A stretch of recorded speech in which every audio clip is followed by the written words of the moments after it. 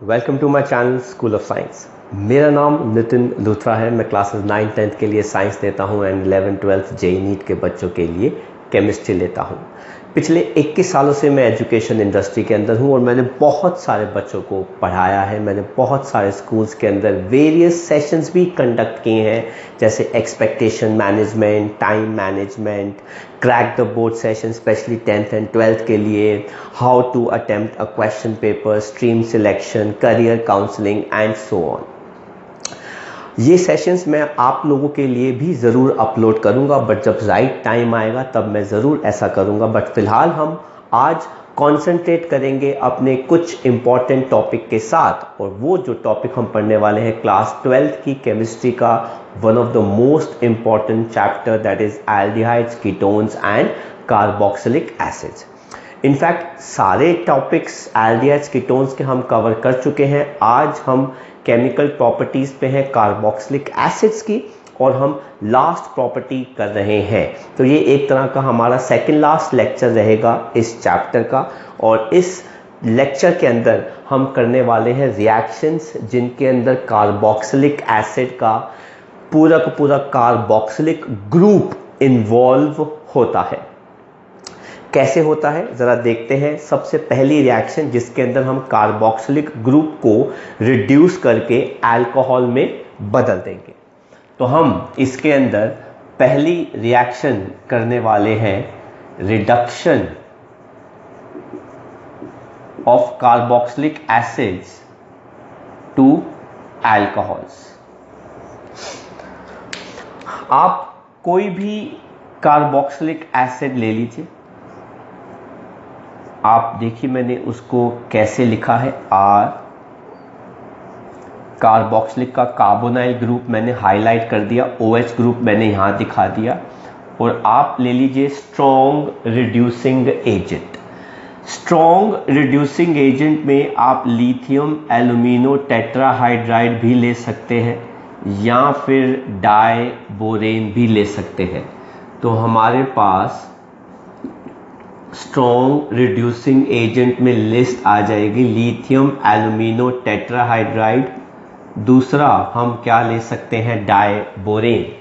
तो इसके अंदर आप एक्सेस ऑफ हाइड्रोजन ऐड कर देंगे। कैसे, ये देखिए हाइड्रोजन हमने यहाँ पे ऐड कर दिया, ये ब्रेक कर गया, पानी का लॉस हो गया, और हमारे पास क्या आ गया, R bond CH2 bond OH। तो कॉरस्पॉन्डिंग कार्बोक्सिलिक एसिड ने हमको उसी का क्या दे दिया, अल्कोहल दे दिया। तो अगर मैं मिथेनोइक एसिड लेता तो मुझे मिथेनॉल मिल जाता, अगर मैं इथेनोइक एसिड लूंगा तो मुझे इथेनॉल मिल जाएगा, एंड सो ऑन, राइट। तो ये था हमारा कार्बोक्सिलिक एसिड का reduction to alcohols. Very simple. इसी में हम एक और पार्ट करते हैं रिएक्शन का, जिसके अंदर हम करने वाले हैं डी कार्बोक्सिलेशन। अब डी कार्बोक्सिलेशन का मतलब क्या होता है मैं ज़रा आपको समझा दूं। डी का मतलब होता है रिमूवल, और कार्बोक्सिलेशन का मतलब होता है पूरा का पूरा COOH ग्रुप हमने क्या करना है, रिमूव करना है। तो इस केस में हम लेते हैं कार्बोक्सिलिक एसिड का सोडियम सॉल्ट। सर ये कार्बोक्सिलिक एसिड का सोडियम सॉल्ट हमारे पास कैसे आएगा, इसको हम जानते हैं सोडियम एल्केनोएट से। अगर आपको ये चाहिए तो आप किसी भी कार्बोक्सिलिक एसिड को सोडियम से रिएक्ट करा दीजिए, वो हाइड्रोजन को डिस्प्लेस कर देगा, हाइड्रोजन गैस निकल आएगी, और हमारे पास यहाँ से रिएक्शन शुरू हो जाएगी। तो आपके पास क्या आ गया, sodium salt of carboxylic acid, sodium alkanoate. इसको आप सोडा लाइम के साथ रिएक्ट करा दीजिए,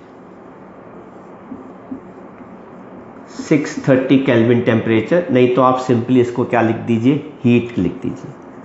ये आ गया सोडा लाइम।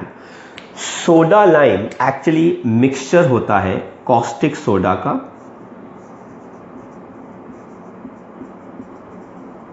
एंड किसका, क्विक लाइम का, ये रहा कॉस्टिक सोडा एंड ये रहा क्विक लाइम, इनका मिक्सचर होता है, इसलिए इसको हम क्या कहते हैं, सोडा लाइम। आप जब इसको हीट करेंगे तो आप देखिए यहाँ से निकलेगा COONA, यहाँ से क्या निकलेगा NaO। अगर आप इन दोनों को कंबाइन करा देते हैं तो हमारे पास जो प्रोडक्ट आता है वो आता है Na2CO3, 2 Na आ गए, 1 C और 3 O आ गए, सोडियम कार्बोनेट बाहर आ गया। बचा क्या, ये वाला हाइड्रोजन, ये वाला एल्काइल ग्रुप और ये वाला हाइड्रोजन, दोनों आपस में ऐड कर देंगे और आपको क्या मिल जाएगा, एल्केन, लेकिन एक कार्बन कम वाला। Alkane obtained is 1 carbon less. तो ये स्टेप डाउन रिएक्शन हो गई। तो अगर मैं इथेनोइक एसिड को लेता हूं तो मैं इथेनोइक एसिड को सोडियम इथेनोएट में कन्वर्ट कर देता हूं और सोडियम इथेनोएट से मुझे क्या मिल जाएगा, मीथेन मिल जाएगा। मैं आपको वो भी एग्जाम्पल करके दिखा देता हूं। ये कन्वर्जन भी आ सकता है, जैसे मेरे पास इथेनोइक एसिड हो गया, सोडियम ने इसको डिस्प्लेस किया तो मेरे पास आ गया सोडियम इथेनोएट, और इसको मैंने सोडा लाइम के साथ रिएक्ट कराया तो मेरे पास क्या आ जाएगा, मीथेन, साथ में आ जाएगा सोडियम कार्बोनेट।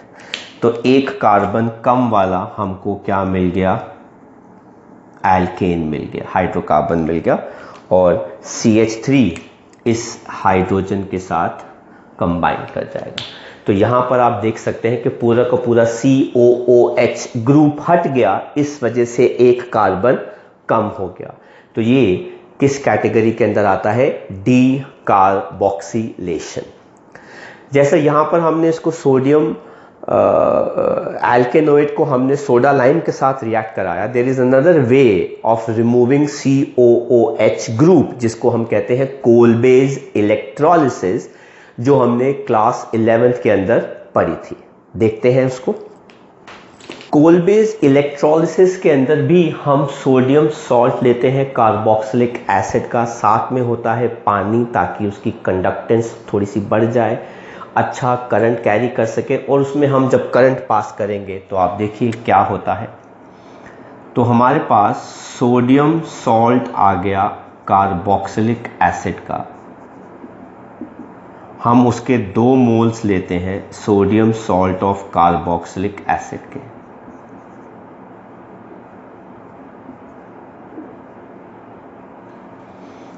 इसको हम रिएक्ट कराते हैं पानी के साथ और क्या पास करते हैं, इलेक्ट्रिक करंट। तो sodium salt of carboxylic acid के 2 मोल्स, पानी लिया आपने, उसके भी हमारे पास क्या आ गए, 2 मोल्स। आप ऐसे देख सकते हैं इसको, 2 moles of RCOONA plus 2 moles of H2O on passing electric current क्या दे देता है, R bond R, 2 moles carbon dioxide के, 2 मोल्स NaOH के, साथ में हाइड्रोजन गैस। अब ये प्रोडक्ट कैसे आता है ज़रा देखिए। जब आपके पास sodium salt of carboxylic acid था, पानी था, आपने करंट पास किया तो यहाँ से Na पॉजिटिव और OH नेगेटिव निकल आता है, तो 2 NaOH हमारे पास आ गए।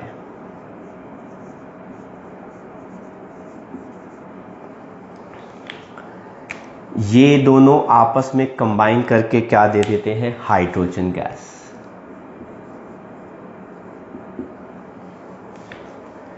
यहां से ये ब्रेक होता है बॉन्ड, यहां से ये ब्रेक होता है, ये COO मिलकर क्या दे देते हैं, कार्बन डाइऑक्साइड गैस, वो भी 2 मोल्स, और ये R और R एल्काइल ग्रुप आपस में जुड़ जाते हैं, जिससे हमारी एल्काइल चेन डबल हो जाती है। I repeat, alkyl chain double हो जाती है। हालांकि दोनों केसेस में एक एक कार्बन कम हो जाता है, कुल मिला के 2 कार्बन कम हो जाते हैं, बट हम इसको भी स्टेप डाउन रिएक्शन कहते हैं। एल्काइल चेन जो है वो जैसे भी होती है वो हमारे पास क्या हो जाती है, डबल। इस रिएक्शन को हम कहते हैं कोलबेज electrolysis.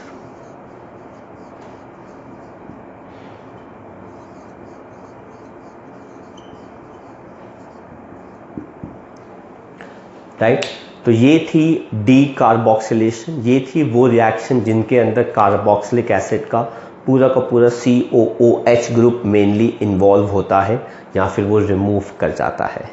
Next type of reactions हम देखते हैं।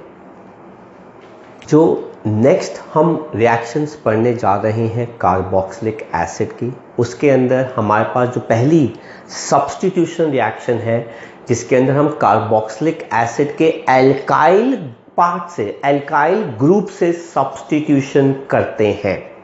और वो कैसे होता है ज़रा आप देखिए। हमारे पास कोई भी कार्बोक्सिलिक एसिड आप ले लीजिए और उस कार्बोक्सिलिक एसिड को आप हैलोजन के साथ सब्स्टिट्यूट करना है in presence of red phosphorus. तो थोड़ा सा आप रेड फॉस्फोरस लेते हैं और हैलोजन लेते हैं। हैलोजन आप कौन सा ले सकते हैं इसके अंदर, क्लोरीन ले लीजिए या फिर ब्रोमीन ले लीजिए, क्योंकि इन्हीं दोनों के साथ रिएक्शन जो है काफ़ी बेटर होती है, आसान होती है, ईजी होती है। तो ये जो हैलोजन आप लेते हैं, ये कार्बोक्सिलिक एसिड हमारा फंक्शनल ग्रुप हो गया। उसके साथ जो कार्बन होता है उसको हम कहते हैं अल्फा कार्बन। उस अल्फा कार्बन के साथ अगर हाइड्रोजन है, यहाँ पे देखिए 2 हाइड्रोजन है, मैंने यहाँ पे 2 हटा के अल्फा हाइड्रोजन को मैंने ऐसे दिखा दिया। तो ये हैलोजन जो है ये स्प्लिट कर जाता है 2 हिस्सों के अंदर, X positive and X negative, और यहां से कौन निकलता है, H पॉजिटिव। तो ये इलेक्ट्रोफाइल जा रहा है, दूसरा X पॉजिटिव यहां पे अटैक करता है, H पॉजिटिव X नेगेटिव के साथ कंबाइन करके लॉस किसका दे देता है, HX का, और हमारे पास क्या आ जाता है, RCH और यहां पर क्या आ गया, X। इसे कहते हैं अल्फा हैलो कार्बोक्सिलिक एसिड। तो ये अल्फा पर आप क्लोरीन भी ला सकते हैं, आप ब्रोमीन भी ला सकते हैं। तो ये इनका एल्काइल ग्रुप का सब्स्टिट्यूशन बन जाता है और ये बड़ी ही फेमस नेम्ड रिएक्शन है जिसका नाम होता है हेल-वोल्हार्ड-ज़िलिंस्की रिएक्शन। इसको हम HVZ रिएक्शन भी कहते हैं शॉर्ट फॉर्म के अंदर। तो ये एक और बहुत ही इंपॉर्टेंट नेम्ड रिएक्शन है जहाँ पे सब्स्टिट्यूशन हैलोजन का क्लोरीन या फिर ब्रोमीन का कहाँ पर होता है, अल्फा कार्बन के हाइड्रोजन को हटाकर। अगर आपके पास हैलोजन ज़्यादा हुए तो धीरे धीरे करके सारे अल्फा हाइड्रोजन हट जाएंगे to give you more di और ट्राई सब्स्टिट्यूट, जैसा भी आपके पास अल्फा कार्बन एटम है। तो ये रिएक्शन कौन सी हो गई, हेल-वोल्हार्ड-ज़िलिंस्की रिएक्शन, जो अल्फा हैलो कार्बोक्सिलिक एसिड देती है। लेकिन कंडीशन अप्लाई, अल्फा हाइड्रोजन होना चाहिए। तो ये हमने पढ़ा सब्स्टिट्यूशन एल्काइल पार्ट में, और इसके अंदर जो हम लास्ट पढ़ रहे हैं रिएक्शन वो है सब्स्टिट्यूशन एरोमेटिक पार्ट में। अब अगर आप एरोमेटिक कार्बोक्सिलिक एसिड लेते हैं,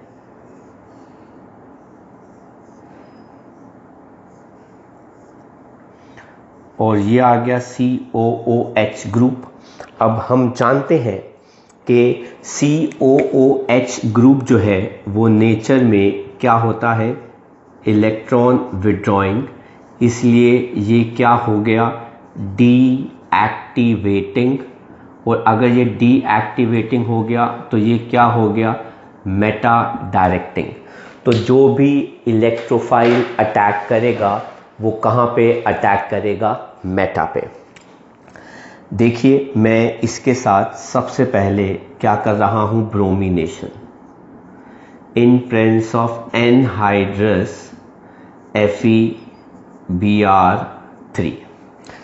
यहाँ पर मेटा पर हाइड्रोजन है, ये ब्रेक करेगा, यहाँ से क्या निकलेगा, H पॉजिटिव।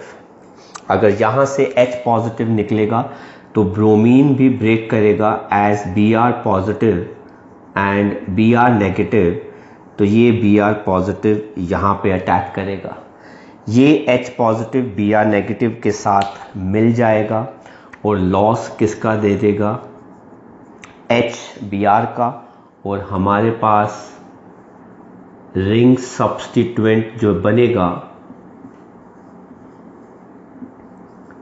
वो बन जाएगा मेटा ब्रोमो बेंजोइक एसिड। इस रिएक्शन को हम क्या बोलेंगे, हैलोजिनेशन।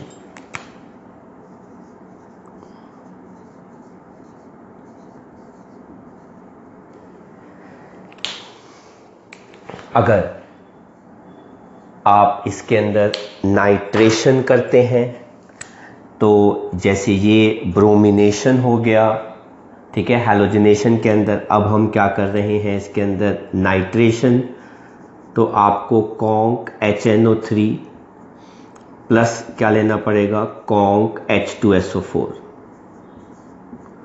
अब हम जानते हैं कि कॉन्क HNO3 ब्रेक करके क्या देगा, NO पॉजिटिव एंड साथ में क्या देगा, OH नेगेटिव। ये इलेक्ट्रोफाइल मेटा पे अटैक करेगा। अगर ये इलेक्ट्रोफाइल मेटा पे अटैक करेगा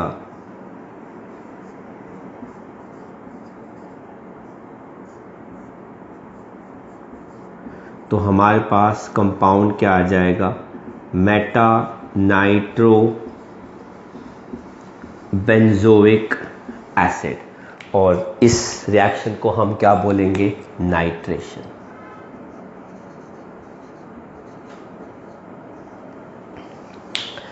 एंड इसके अंदर हम नेक्स्ट रिएक्शन ला सकते हैं सल्फोनेशन, जिसके अंदर हम कॉन्क H2SO4 के साथ रिएक्ट कराएंगे तो ये ब्रेक करके हमको क्या दे देगा, SO3H पॉजिटिव, साथ में क्या दे देगा, OH नेगेटिव। ये इलेक्ट्रोफाइल आ गया, मेटा पे अटैक करेगा, लॉस किसका हो जाएगा, H पॉजिटिव और OH नेगेटिव का। तो यहाँ पे लॉस किसका हो गया, पानी का। इस रिएक्शन में लॉस किसका हो गया था, पानी का। और हमारे पास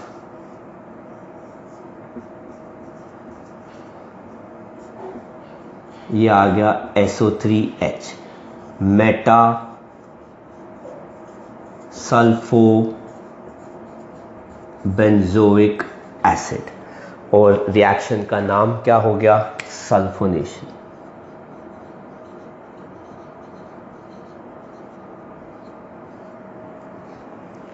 तो हमने इसका नाइट्रेशन भी कर दिया, हैलोजिनेशन भी कर दिया और सल्फोनेशन भी कर दिया। लेकिन सर आपने इसका फ्रीडल क्राफ्ट रिएक्शन नहीं किया।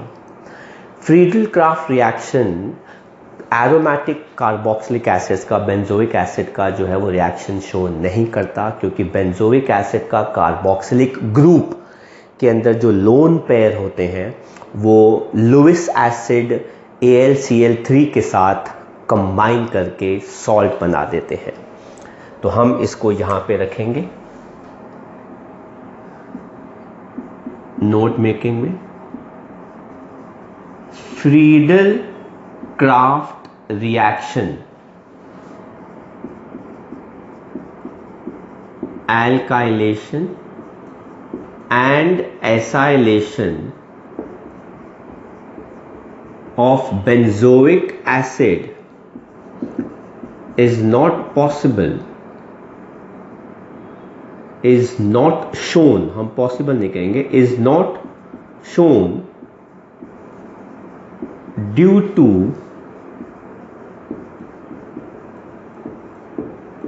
combination of COOH group bracket में Lewis base with anhydrous AlCl3 Lewis acid to form salt। तो अगर हम उसमें यूज करते हैं, वैसे भी कार्बोक्सिलिक ग्रुप जो है वो थोड़ा डीएक्टिवेटिंग होता है, रेजोनेंस स्टेबलाइज्ड होता है, तो जो उसके लोन पेयर होते हैं कार्बोक्सिलिक ग्रुप के वो लुईस बेस बनाते हैं, इलेक्ट्रॉन रिच होते हैं। रिएक्शन में एनहाइड्रस AlCl3 लुईस एसिड इस्तेमाल होता है, जो दोनों आपस में जाके ही कंबाइन करके सॉल्ट बना देते हैं, जो फर्दर मेटा सब्स्टिट्यूशन शो नहीं करते। तो क्लास ये थी हमारी लास्ट केमिकल रिएक्शंस इस चैप्टर की, aldehydes, ketones and carboxylic acids की। तो आपने आई होप मेरे पहले के लेक्चर्स भी देखे होंगे, और ये वाला लेक्चर भी मैंने अगेन बहुत ही सिंप्लिसिटीज के साथ एक्सप्लेन किया है। कोई हैवी वर्ड, हैवी लैंग्वेज का इस्तेमाल नहीं किया है, कोई ज़बरदस्त कंडीशंस मैंने नहीं स्पेसिफाई किए हैं, ताकि जो भी सिंपल कंडीशंस हैं हमारे CBSE के हिसाब से हमने उनको फॉलो अप किया है। तो अगर आपको मेरा आज का लेक्चर अच्छा लगा तो इसको लाइक करना मत भूलिएगा। अपने फ्रेंड्स के साथ भी मेरे लेक्चर्स को शेयर कीजिए, मेरे YouTube के चैनल के लिंक को शेयर कीजिए, ताकि वो भी इन टॉपिक्स को और अच्छे से समझ सके, अपने कॉन्सेप्ट्स अच्छे से स्ट्रॉन्ग और क्लियर कर सकें जो डाउट है। आपके भी अगर कोई पर्सनल डाउट्स हैं या कोई टॉपिक का आप लेक्चर अपलोड करवाना चाहते हैं तो आप मुझे बताइए, मैं ज़रूर उस लेक्चर को आपके लिए अपलोड करूँगा as soon as possible basis के ऊपर। एंड जिन बच्चों ने मेरे चैनल को सब्सक्राइब नहीं किया, सब्सक्राइब कर लीजिए, और भी बहुत सारे चैप्टर्स मैं अपडेट करने वाला हूं very soon. Till then study hard, take care, bye bye from school of science.